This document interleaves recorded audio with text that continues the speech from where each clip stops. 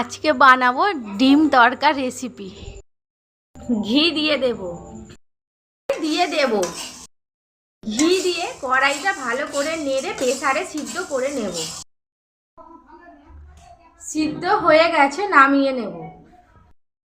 তেল দিয়ে দেব, ডিম ভেজে নেব। ডিম ভাজা হয়ে গেছে, তুলে নেব।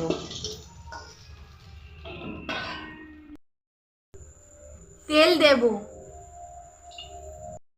পেঁয়াজ কুচি টমেটো কুচি দিয়ে দেব।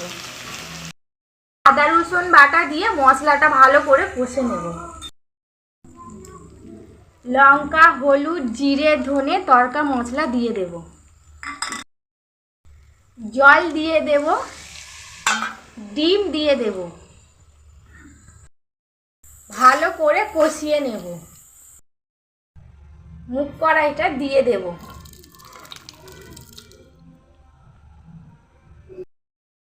ভালো করে নেড়ে নেব। লবণ দিয়ে দেব। ডিম তড়কা রেসিপি হয়ে গেছে।